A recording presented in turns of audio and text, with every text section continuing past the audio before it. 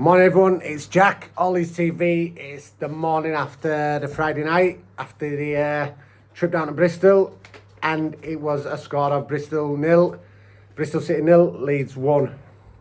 Right, where do we start? First of all, I'm going to say what an absolutely fantastic away performance again. You know, I thought they were brilliant from the first minute. We looked so solid. Attacking, we looked absolutely fantastic. You know, the work rate, everything. I thought we were brilliant. There's nothing really you can say about last night, anything bad.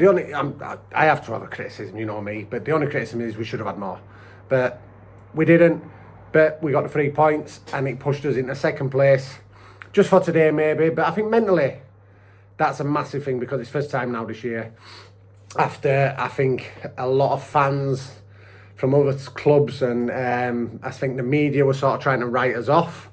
You know, I think there was that thing I seen just recently there, some Southampton fan or something, he'd wrote a blog or wrote some sort of post, and I'd seen it, and I just pissed myself laughing. He just wrote, now Leeds are out of it. And I thought, oh, well, it'll have been obviously some 14-year-old spotty kid or something like that, you know, about a club or football. But anyway, we've got the win. A great performance. Yeah, happy. As I'm sure everyone else is this morning.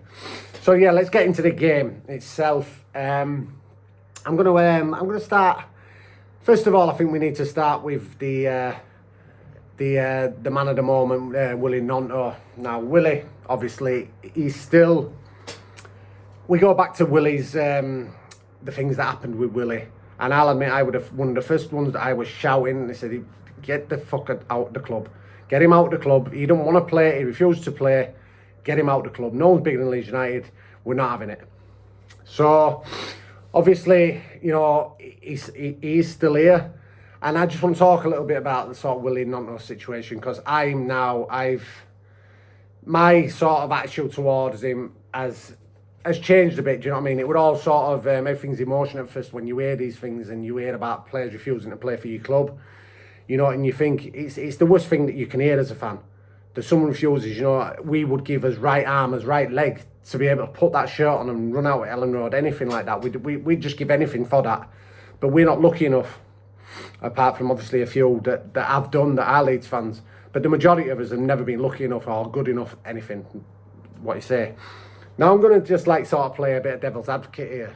And as regards to the Willy Gnonto situation, what went on. Me personally, when you look at it deep down, I do think that Willy Gnonto was very, very badly advised. I think when you look into it deeper, I think that the agent he had is a bit of a nobody agent. He hasn't got any sort of players of sort of substantial sort of skill levels or big clubs or that could bring him in the money that he was looking at. And I think that that's what with the old Willy Gnonto transfer sort of, it looks like Everton, the transfer to Everton. I think that Willy Gnonto's agent was just thinking about himself. He wasn't thinking about Willy Gnonto's career. He was just thinking about Willy Gnonto making him a load of money, because he probably wouldn't be able to make that money again ever in his career as an agent. And I think we all know that agents, the majority, and I think the top level ones are leeches, you know, and they're just interested. They're not interested in the players. They're interested in what they can make out of it.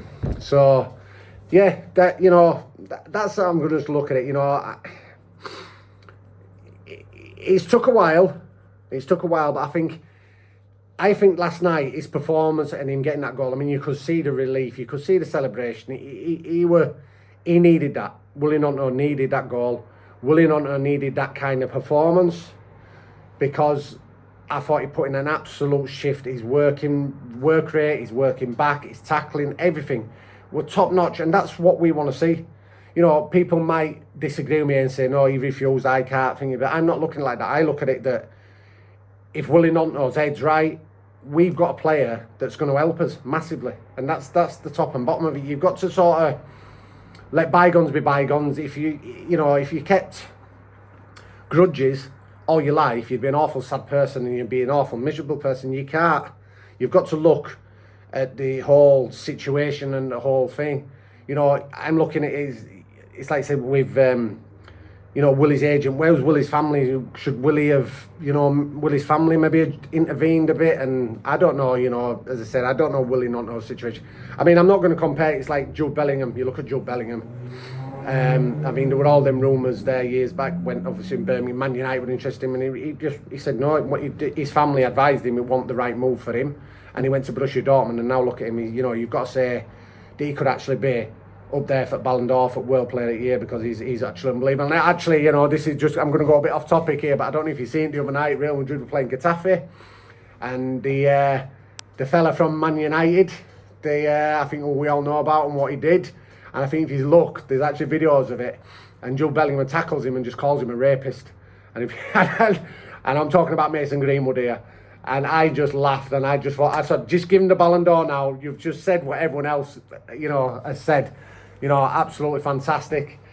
So anyway, we'll go. That's again just completely off topic. But Willy Gnonto, for me now, I'm going to forgive him, forget, and just hope he pushes on, because you could see at the end of the game the players were absolutely delighted for him. You had Rutter grabbing him and taking him to crowd to do the way when we won. They wanted look, get a bit of adulation. I think he loved it. I mean, they were singing his song and he was just giving it all this. So, you know, for him, confidence wise, I think it's going to be absolutely massive, and hopefully we get the best Willy Gnonto that we can have, that's going to benefit Leeds United, and that's how you've got to look at it. So anyway, yeah. Again, you know, it was just a fantastic performance all round. Not even Meslier, and I've been a bit critical of Meslier. He didn't have nothing to do all night, but when he did it. You know, their player got through one-on-one. A fantastic save with his legs, and then caught the ball. You know, so he kept his focus all night. He kept his, you know, he kept his attention on the game constantly, even though he didn't have a lot to do. So yeah, Meslier, great performance. But the one I'm going to say, you know, the man of the match for me, you know, obviously Willy did his goal and he put a great performance. But Archie Gray, I thought Archie Gray was absolutely immense again. His whole play, defending, going forward, helping out. Then he went into midfield. You've got to bear in mind, this kid's 17-year-old and he's playing like a 28-year-old. The maturity that he's got, you know, and it's frightening, really. It's frightening how far that kid could go, you know. And it's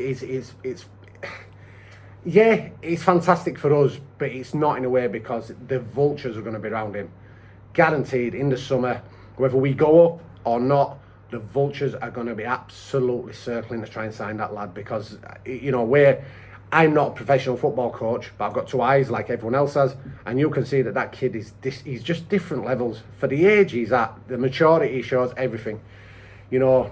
But for the minute, he's ours, and long may it continue. You know, obviously the Grey Dynasty is Leeds United through and through, but unfortunately it doesn't work like that either. So, but for now, he's ours. As I've said, you know, we've gone second today.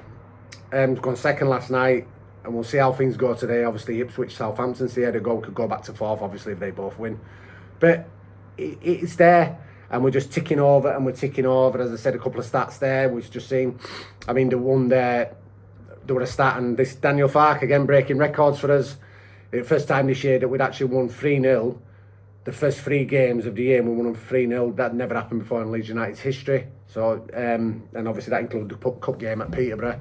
But it's the first time in Leeds United's history that we've won 5 games on the spin in any league after the turn of the year in ever in our history. So Daniel Farke breaking records for Leeds United. So yeah, as you can see, it's an happy jack this morning, Saturday morning. You know, I'm going to be looking at today's games with interest, see how it goes.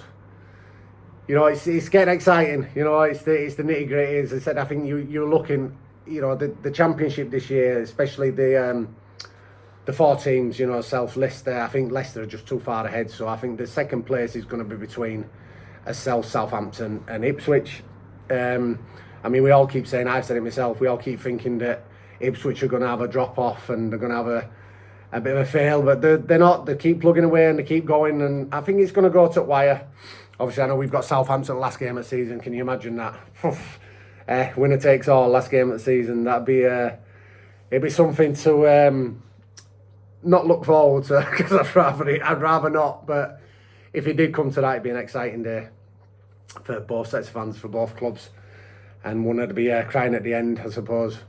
But as what my personal opinion is, and I know this it's a weird one, and you'll probably laugh at me, but I'd rather, finishing second, I think it'd feel like a bit of an anticlimax. I'd rather go up in playoffs, when you've done it, you finished second, all right, that's it, we know we're promoted, but just to still have that excitement, at playoffs. But then again, I know Leeds United don't do playoffs, so we're not very good in them, so we'll just wait and see. But yeah, a couple of big games coming up, obviously. Plymouth in Cup on Tuesday night. Is it one of them that we need? Well, obviously we didn't need a trip to Plymouth on Tuesday night, when obviously we've got a trip to them there a couple of weeks there now, so after playing Bristol, obviously a long trip to Bristol. Did we need Plymouth? We didn't, but that's how it's gone. Would I be overly disappointed if we got knocked out of the cup? Yeah and no, because winning breeds confidence, and I think winning obviously, if you keep winning, you're just feeling better about yourself. But I don't think it'd be a massive kick in the balls to me if we did actually get knocked out of the cup on Tuesday, just to obviously think about the league. So yeah, and then we're Rotherham next week, and it's back at home next week. Thanks. Obviously we're back off holiday now anyway. Thanks for tuning in while we were away. We did a couple of videos while we were away in Cape Verde for a couple of weeks there. Just a bit of our winter mid-season break, what we have, which we like every year. So, but yeah, look, everyone enjoy your Saturdays. I'm going to enjoy it. I'm sure you all are, and I'm sure you'll be all looking at Sky Sports News and Sky Sports this afternoon as all the games are getting kicked off, and looking at the results. But everyone have a great weekend. Big love from Jack. Tash is away, she's doing something, she's a bit busy, so she won't doing this today with me, just me on my own.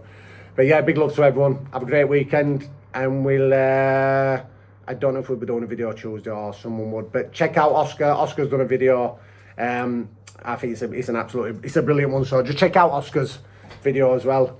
And the one that I always forget, the likes, smash, subscribes, all that I don't know what it means, but yeah, anyway.